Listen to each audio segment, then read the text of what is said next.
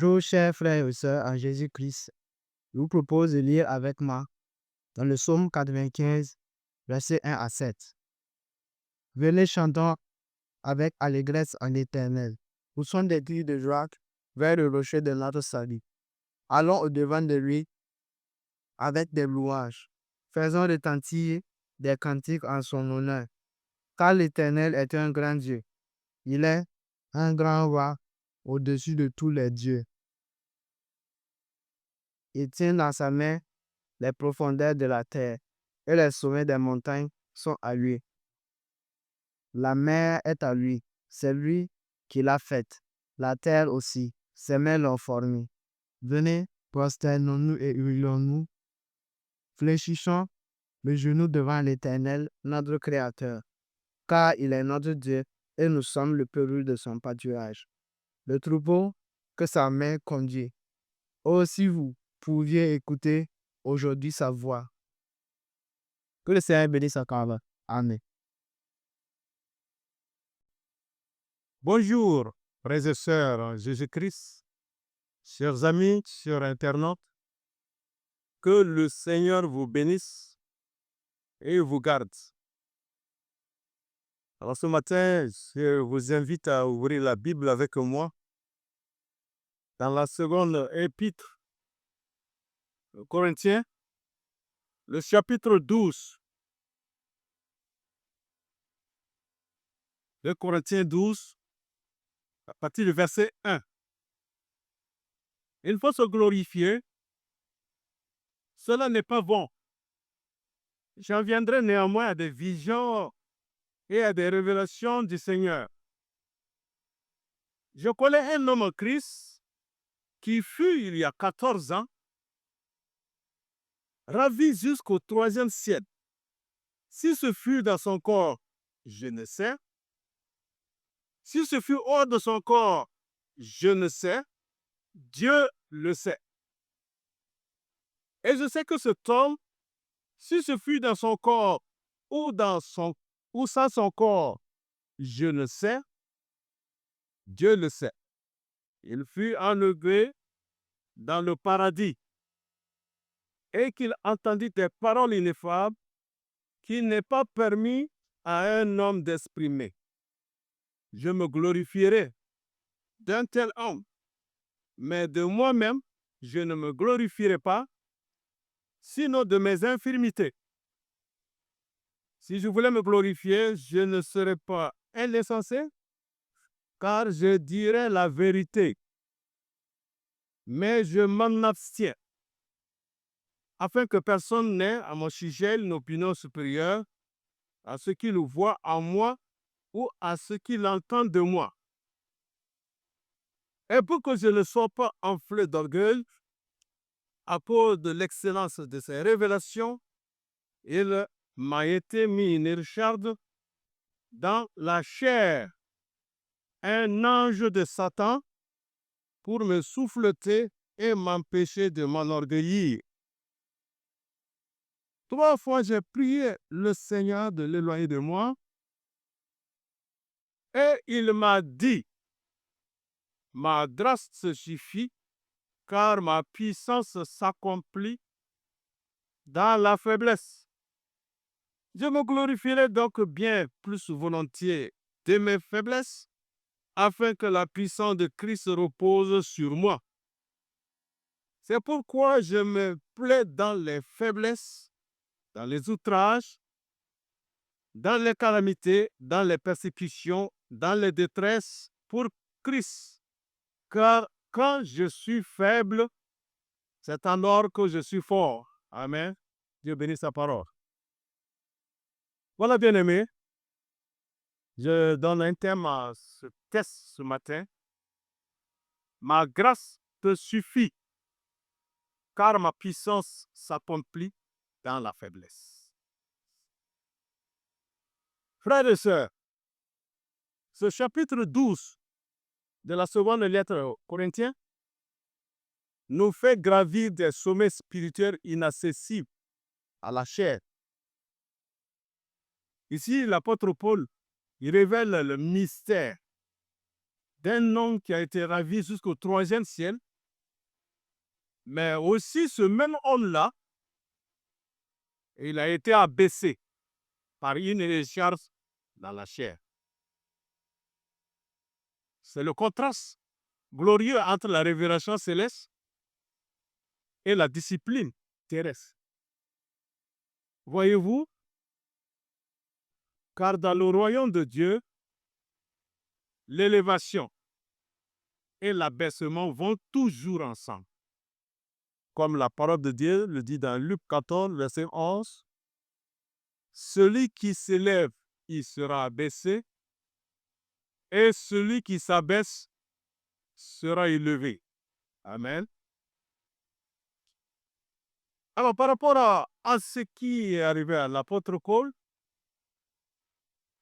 c'est tellement bon de garder pour soi les sommets particuliers d'intimité secrète que nous avons pu avoir avec le Seigneur.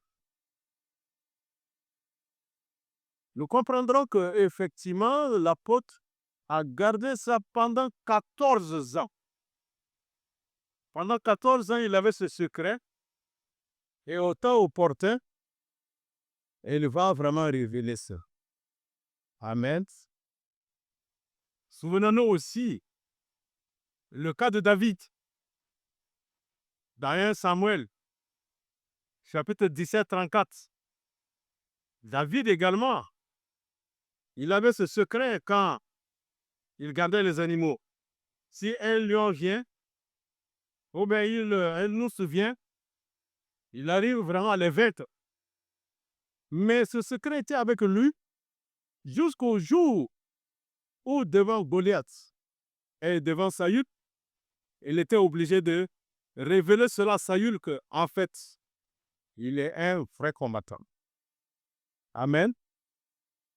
David, sinon autrement, il n'allait pas révéler ce secret. C'est un vrai combattant. Ainsi aussi l'apôtre Paul, il nous parle de ce secret qu'il a gardé pendant 14 ans.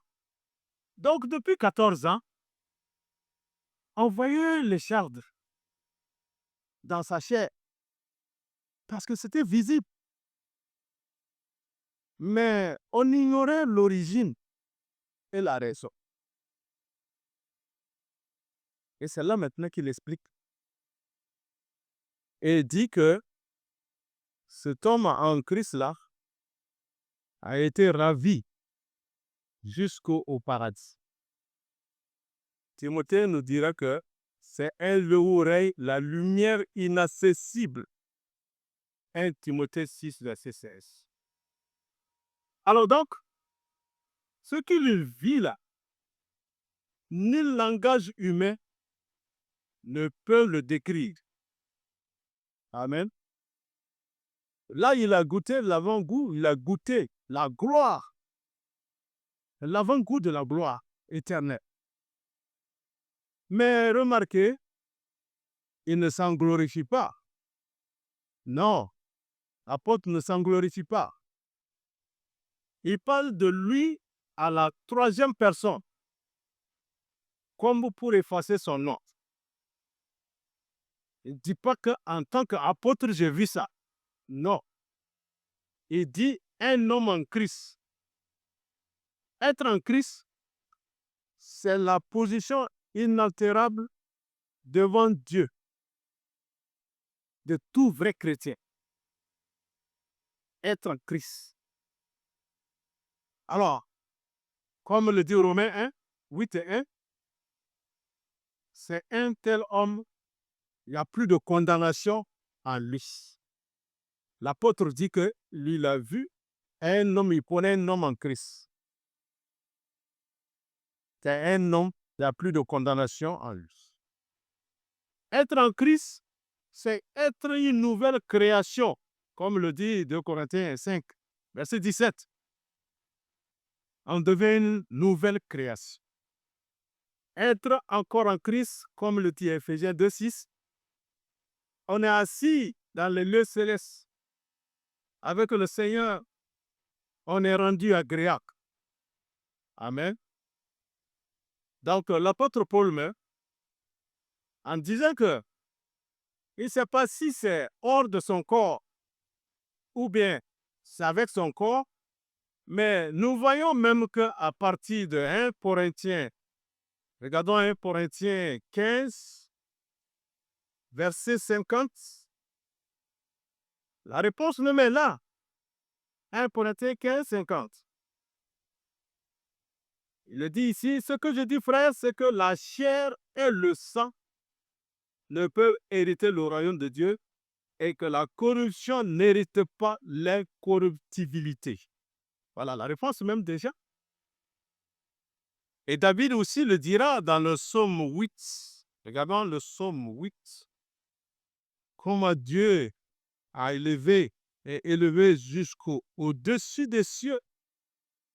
Psaume chapitre 8. Regardons le verset 2. Éternel notre Seigneur, que ton nom est magnifique sur toute la terre. Ta majesté s'élève au-dessus des cieux. Amen. Dieu est au-dessus des cieux. Sa majesté s'élève au-dessus des cieux. Et encore, quand nous regardons Éphésiens 4, 10, nous parle quand Jésus est ressuscité, c'est là il s'est retrouvé. Éphésiens chapitre 4, verset 10. Car celui qui est descendu, c'est le même qui est monté au-dessus de tous les cieux afin de remplir toutes choses. Après la résurrection, Jésus est monté au-dessus des cieux. Amen. Amen. Merveilleux. Parce que celui qui a vraiment vu Dieu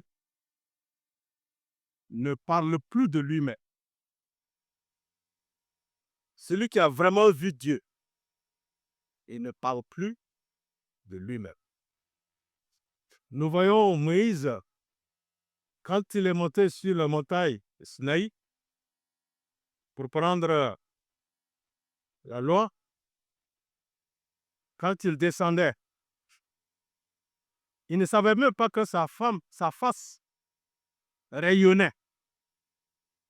Parce qu'il a fait 40 jours et 40 nuits devant le Seigneur là-bas.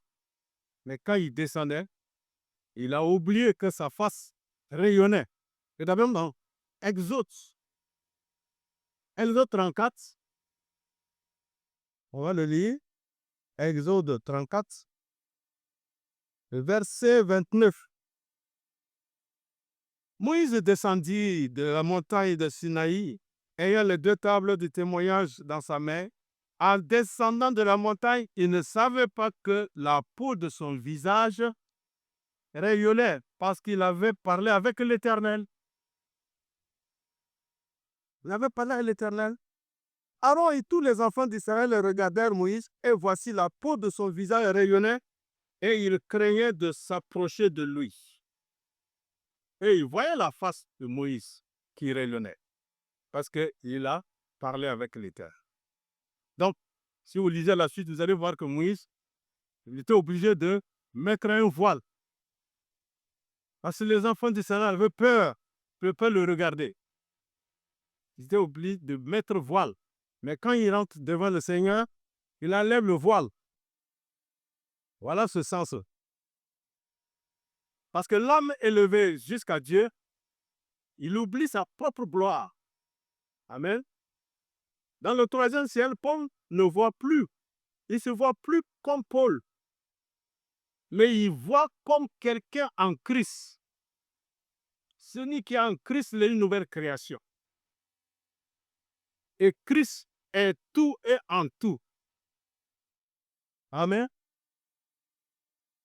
Mais aussitôt, après la gloire, voici la blessure. C'est là que l'apôtre confesse maintenant qu'il m'a été mis une écharpe dans la chair. Un ange de Satan court me souffleter afin que je ne m'enorgueillisse pas. Ça, c'est le verset 7 de notre passage de 2 Corinthiens 12. Oh, quelle pédagogie divine! Le même Dieu qui élève, et c'est le même Dieu qui abaisse. Le même Seigneur qui révèle, c'est le même qui discipline. Alors ici, nous voyons le message de la croix. Si la croix est là, car sans la croix, la vision devient orgueilleux. Tu deviens orgueilleux de tout ce que Dieu te donne des révélations, de tout ce que Dieu te donne des manifestes, des dons au travers de toi. Tant que la croix n'est pas dans ta chair, dans ta vie, l'orgueil qui est là. Ça, c'est certain. Alors, nous pouvons dire maintenant que l'écharpe est le symbole de toute souffrance permise pour préserver l'humilité. Amen. Dieu blesse pour guérir. Dieu humilie pour sauver. Mais l'écharpe aussi, c'est une grâce déguisée. Une grâce déguisée. Elle rappelle au serviteur qu'il n'est qu'un vase de terre, afin que l'excellence de la puissance soit de Dieu et non de nous. Regardons dans 2 Corinthiens 4. Dans 2 Corinthiens chapitre 4, le verset 7. 2 Corinthiens 4, 7. Nous y sommes. 2 Corinthiens 4, 7. Nous portons ce trésor dans des vases de terre, afin que cette grande puissance soit attribuée à Dieu et non pas à nous. Amen. Nous portons ce trésor. Tout ce que Dieu veut au travers de nous, nous ne sommes que des vases de terre, afin que vraiment la gloire revienne à Dieu et non pas à nous. On ne doit pas s'enorgueillir. Alors l'écharpe, c'est une infirmité. C'est une maladie physique. C'est une anomalie de la vue dont Paul était affecté. Regardons dans Galates 4. Nous comprenons cela un peu. Galates 4, à partir du verset 13. Il parle aux Corinthiens. Galates 4, 13. Vous ne m'avez fait aucun tort. Vous savez que ce fut à cause d'une infirmité de la chair que je vous ai pour la première fois annoncé l'évangile et mis à l'épreuve par ma chair. Vous n'avez témoigné ni mépris, ni dégoût. Vous m'avez au contraire reçu comme un ange de Dieu, comme Jésus-Christ.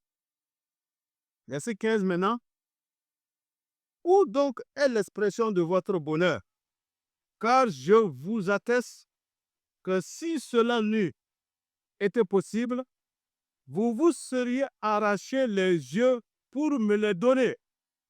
Donc, nous voyons ici qu'effectivement, il devait avoir une anomalie de la vue. Amen. Mais néanmoins, la nature de cette infirmité n'est pas vraiment précise. Ce n'est pas précisé. L'écharpe a un rôle. Ça ne vient pas au hasard, ça vient à un rôle. Un rôle préventif. Ça évite que la chair se glorifie. Ça évite la glorification de la chair.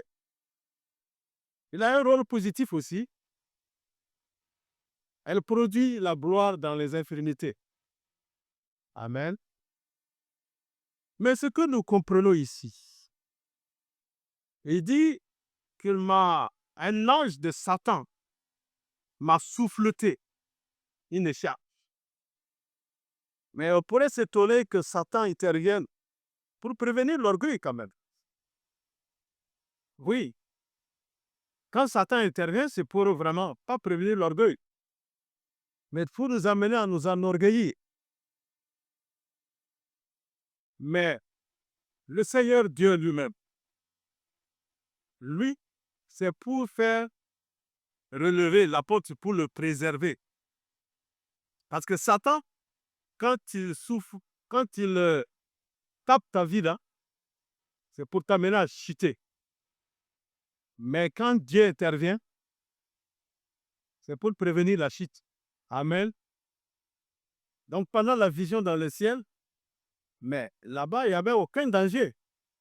Il n'y a pas un danger d'orgueil là-bas pour l'apôtre. Car Christ est tout. Mais quand il retournait à la condition humaine, la chair incorrigible est prête maintenant à s'enorgueillir.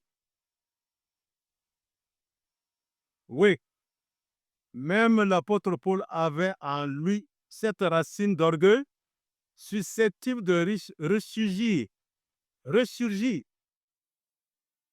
Amen. L'orgueil était là. Mais au ciel, Jésus-Christ est tout.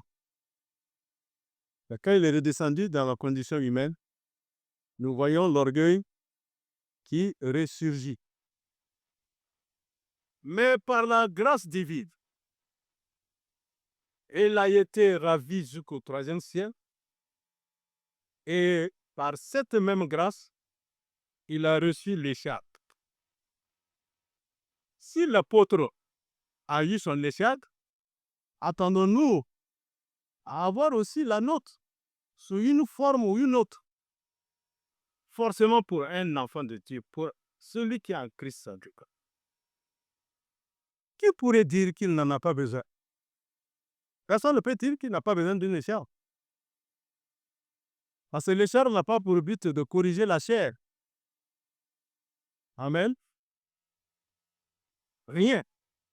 Ni personne ne peut corriger la chair. Comme le dit Romain, lisons Romains 8. Regardons Romains 8. Romains 8, verset 7. Car l'affection de la chair est inimitié contre Dieu, parce qu'elle ne se soumet pas à la loi de Dieu et qu'elle ne le peut même pas. Donc, vous voyez, elle ne se soumet pas à la loi de Dieu. Donc, la raison d'être de l'écharpe, c'est de rendre la chair impuissante. Là, nous comprenons même.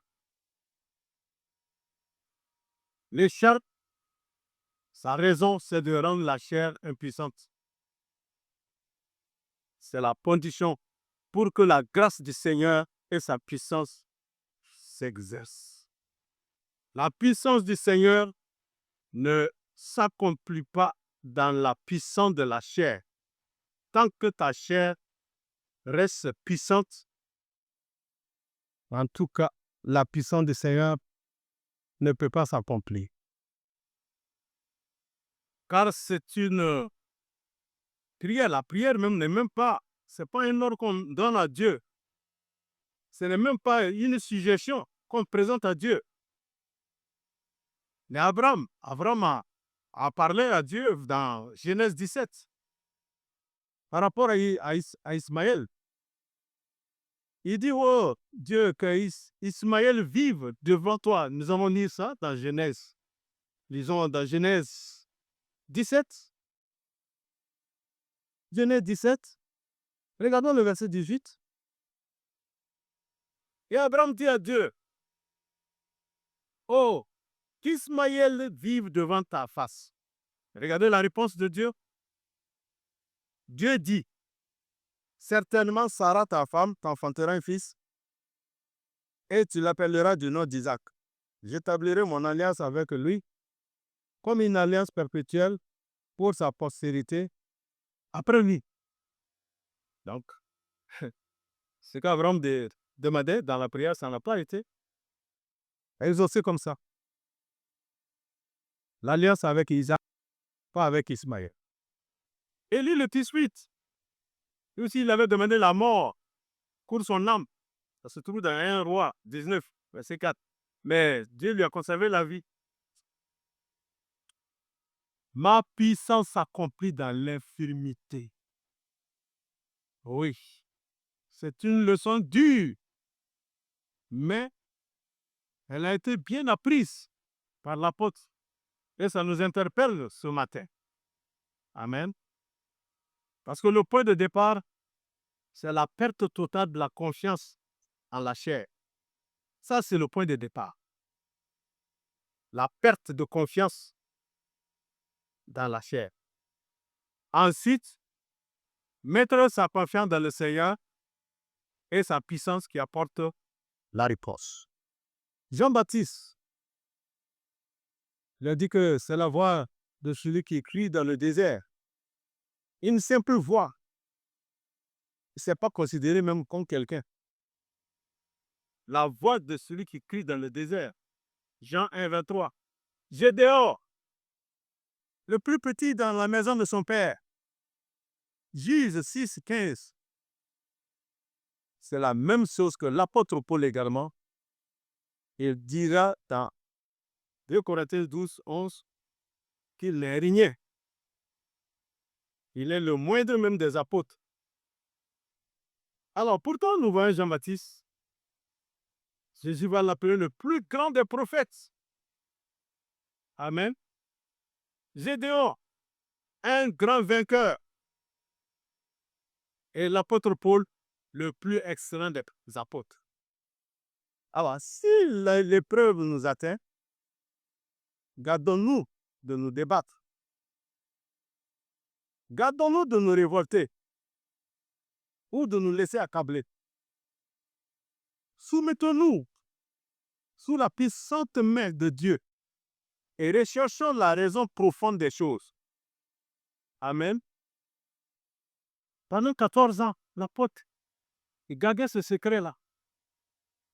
On ne sait pas la raison, on ne sait pas l'origine. Jusqu'à ce que il va aller prier. Jusqu'à 3 fois. Un des réponses. Et 3e fois, le Seigneur est venu, il a donné la réponse. Donc, nous comprenons que 3 fois là, il a prié, il a imploré le Seigneur de retirer cette écharpe. Mais le ciel est resté silencieux jusqu'à ce que vienne cette parole immortelle. Ma grâce te suffit, car ma puissance s'accomplit dans la faiblesse. Amen. C'est ça notre thème. Quelle révélation! Dieu ne supprime pas toujours la douleur, mais il y met sa présence. Il ne retire pas toujours l'écharde, mais il y verse sa grâce. Ce n'est pas la délivrance qui rend fort, mais la dépendance. Quand tu dépends de Dieu là, ça qui rend fort. C'est pourquoi l'apôtre a compris cette leçon et pourra dire, je me glorifierai bien plus volontiers de mes faiblesses, afin que la puissance de Christ repose sur moi. Amen. Comme le buisson ardent, il brûle sans se consumer, car Dieu habite dans la fragilité. Amen. Dieu habite dans la fragilité. Frères et sœurs, bien-aimés, que voyons-nous ici, Alpha? Un apôtre couronné de révélation, mais marqué d'une faiblesse. Dieu l'a élevé au-dessus des cieux et puis l'a cloué à la terre. Voilà la loi du royaume. Nul ne peut porter la gloire de Christ sans porter sa croix. Le message de la croix est d'actualité. Tu ne peux pas porter la gloire de Jésus sans également porter sa croix. Dans 2 Timothée, le chapitre 2, verset 12, lisons ensemble 2 Timothée 12. 2 Timothée plutôt, chapitre 2. 2 Timothée 2, verset 12. Si nous persévérons, nous régnerons aussi avec lui. Si nous le renions, lui aussi nous reniera. Voilà. Devons vraiment souffrir avec Jésus-Christ. On doit vraiment persévérer avec lui. Si nous sommes fidèles, infidèles, mais lui il demeure fidèle car il ne peut se renier lui-même. Pour qu'on règne avec Jésus, il faut souffrir avec lui. Il faut souffrir pour lui. Ne fions donc pas les écharpes de notre vie. Elles sont les gardiennes de notre âme. Si nous les supportons avec foi, la puissance de Dieu s'y manifestera. Les tempêtes révèlent les bons pilotes. Les pilotes sur la mer, là. Quand il y a tempête, là, c'est là on reconnaît le bon pilote. Ainsi, également, les épreuves révèlent les vrais saints. Un vrai fils, une vraie fille de Dieu, on le remarque également dans les épreuves. Alors, comme l'apôtre Paul, puissions-nous dire avec foi, quand je suis faible, c'est alors que je suis fort. Bien-aimés, Dieu ne cherche pas des hommes parfaits, mais des cœurs dépendants. Il dit, il n'y a pas quelqu'un qui est parfait. Notre perfection, c'est en Jésus-Christ. Mais il veut voir la dépendance des cœurs qui dépendent de lui. La sainteté n'est pas dans la grandeur, mais dans l'humilité. Celui qui achète son écharpe, alors il verra reposer sur lui la puissance de Christ. Ma grâce te suffit car ma puissance s'accomplit dans la faiblesse. Frères et sœurs, 4 mots. Ma grâce te suffit. Ces 4 mots-là, ça contient tout l'évangile. C'est comme un écho du cœur même de Dieu vers le cœur souffrant de l'homme. C'est la parole la plus douce adressée à une âme épuisée. Regardez l'apôtre.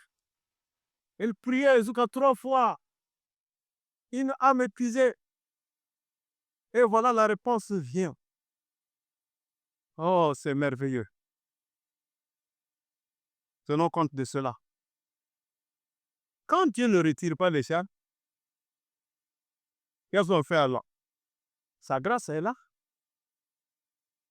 Et c'est tout suffisant. Amen. Mais quand Dieu ne répondait pas pendant ces temps de prière, ça ne veut pas dire que c'est un refus. Mais Dieu préparait cette réponse-là. Il préparait cette réponse. Car parfois, Dieu, il n'ôte pas la douleur, mais il la transforme en sanctuaire. Il ne change pas la circonstance, mais il change le cœur.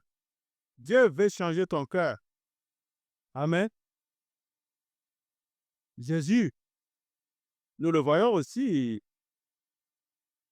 et quand il priait dans le jardin de Gethsémani, Seigneur, si tu pouvais que cette coupe s'éloigne de moi. Mais un ange est venu l'encourager. Dieu n'a pas enlevé la coupe. Jésus a bu la coupe. Ici, c'est comme Jésus disait à Paul, je ne t'enlèverai pas la souffrance, mais je te donnerai quelque chose de plus grand, ma grâce. Amen. Ma grâce te suffit. Jésus a bu la coupe, comme je le disais tout de suite. L'ange est venu l'encourager, le fortifier. Voilà la vraie grâce. Elle soutient, mais elle ne supprime pas les charges. Alors, nous voyons que Dieu, comme il n'ôte pas toujours les épines, mais il envoie la rosée. Oui, quand on voit également les amis de Daniel dans la fournaise, Dieu ne les a pas empêchés de descendre dans la fournaise ardente. Oui, Dieu n'a pas empêché. Mais lui-même, il est descendu avec eux là-bas. De même que Daniel lui-même, dans la fosse au lion, Il n'a pas empêché que Daniel descende. Mais il a envoyé son ange fermer la gueule des lions. Amen. Oui, frère. La grâce ne consiste pas toujours à être délivré, mais à être soutenu. C'est une force cachée, une présence qui compense tout. Amen. C'est comme la manne dans le désert. Chaque jour, elle est suffisante. Mais jamais en réserve, mais toujours fidèle, chaque matin. Et vendredi, vous prenez 2 rations. Amen. L'apôtre Paul a appris de se contenter également parce qu'il avait Dieu lui-même. Si tu as Dieu lui-même, ça signifie vraiment que tu as tout. Tu n'as pas besoin d'autre secours pour toi-même. La grâce est suffisante. Et c'est là que la puissance de Dieu se manifeste. Amen. Mais Dieu n'a pas dit ma puissance s'ajoute à ta force. Jamais. Mais ma puissance s'accomplit dans ta faiblesse. Non, il ne vient pas pour compléter ta force. Non. Sa puissance vient dans ta faiblesse. Ce n'est pas une association, mais c'est une substitution. Il ne vient pas vous s'associer à toi pour avoir la force. Non, il vient se substituer. Amen. Quand l'homme s'efface, en ce moment, Dieu agit. Quand la chair se tait, alors l'esprit parle maintenant. Ainsi, nos faiblesses ne sont pas des obstacles, mais des instruments. Le vase d'argile doit laisser jaillir la lumière plus fort quand il est fêlé. Amen. Ici, nous voyons maintenant la joie des serviteurs. Je me glorifierai donc plus volontiers de mes infirmités, afin que la puissance de Christ repose sur moi. Ah, quelle transformation! La plainte est devenue la louange. Les charges deviennent trône. Il découvre qu'on peut se réjouir, non parce qu'on est fort, mais parce que Dieu l'est en nous. Amen. Ce n'est pas la souffrance qui glorifie Dieu, mais la manière dont elle est portée. Comprenons cela, Bible. La grâce ne supprime pas la douleur, mais elle la transfigure. Ce qui est une épreuve devient un autel où la gloire de Dieu repose. Voilà le secret du service. Frères, sœurs, chers amis, toute vocation authentique passe par cette école-là. Avant d'être utile, le serviteur doit être brisé. Et là, c'est la croix. Le brisement. Avant d'être fort pour les autres, tu dois être faible devant Dieu. Paul, le vase choisi, devait apprendre que le ministère ne repose pas sur l'éloquence, ni sur la force morale, mais sur la dépendance. Parce que Jésus a dit dans Jean 15, 5, « Sans moi, vous ne pouvez rien faire. » Plus le moi diminue, plus la grâce augmente. La grâce, elle est toute suffisante. Bien-aimés, que cette parole du Seigneur soit notre ancre dans la tempête. Ma grâce te suffit. Elle suffit quand il y a la maladie qui ronge. Oui. La grâce suffit quand il y a l'injustice qui blesse. La grâce est suffisante quand la solitude pèse. Elle est encore suffisante quand la prière semble sans réponse. La grâce est là. Elle suffit quand elle vient de Dieu qui ne change pas. C'est là sa suffisance. Celui qui possède la grâce n'a rien perdu, même s'il a tout perdu. Celui qui a la grâce n'a rien perdu, même s'il a tout perdu. Parce que Dieu, là, il est tout puissant. L'exemple de Job est là, non? Il a tout perdu, mais il avait qui? Il avait Dieu. Et qu'est-ce qui s'est passé après? Il a eu le double. Amen. Le Seigneur est tout puissant.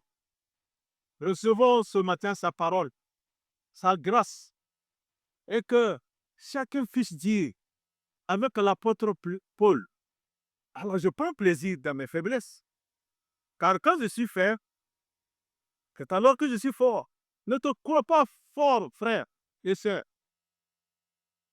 Ta force est dans le Seigneur. Quand je suis faible, c'est alors que je suis fort. Amen. L'apôtre a découvert ce secret-là. La force de Dieu se révèle au cœur, même dans la faiblesse humaine. Amen. Gloire au Seigneur. Nous comprenons cela ce matin. L'homme qui s'abaisse jusqu'à la poussière, il va rencontrer Dieu qui s'incline vers lui. Jésus n'est-il pas notre exemple? Dieu tout-puissant, le Créateur, il n'a pas cherché comme il pourra arracher dans Éphésiens 2, étant égal à Dieu, mais il est descendu. Il a pris la forme humaine et descendu jusqu'à nous. C'est lui notre exemple. Aller jusqu'à la croix, la mort de la croix. Là, il est mort là, à cette croix, versé son sang.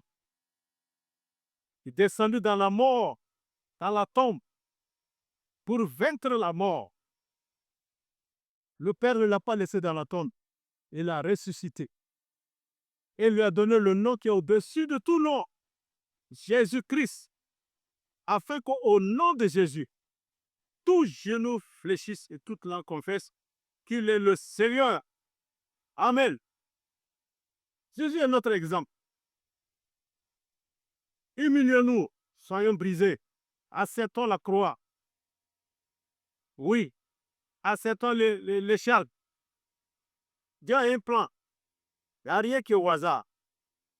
Ne te glorifie pas dans les dons, mais glorifie-toi dans le donateur. Amen.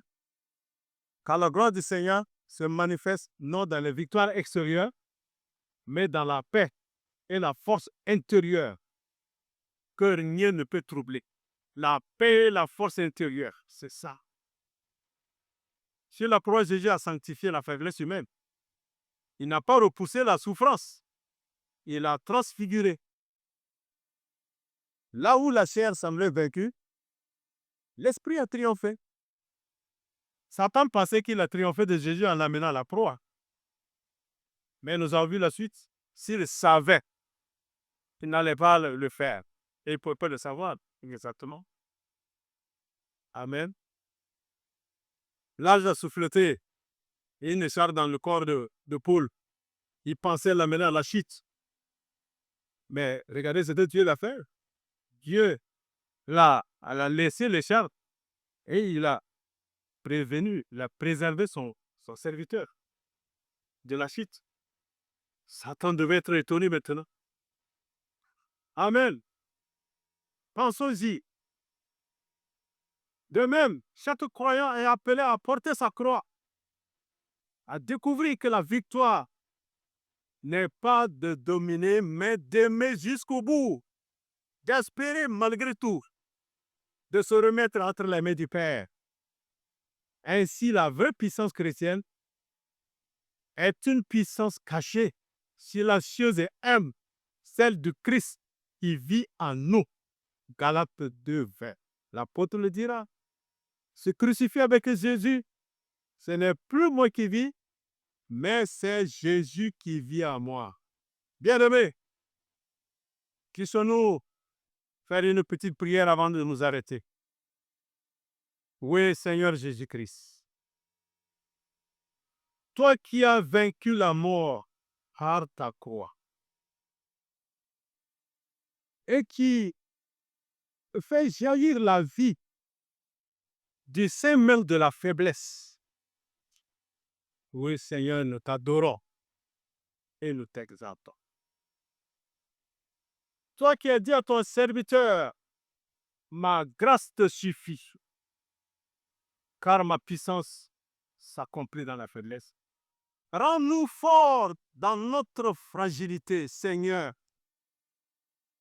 Rends-nous forts. Rends-nous doux dans notre combat. Que ta puissance s'accomplisse en nous. Chaque fois que nous acceptons d'être dépendants de toi. Fais de nos épreuves un autel où brûle la flamme de ton amour et de nos blessures un lieu de ta gloire, Seigneur.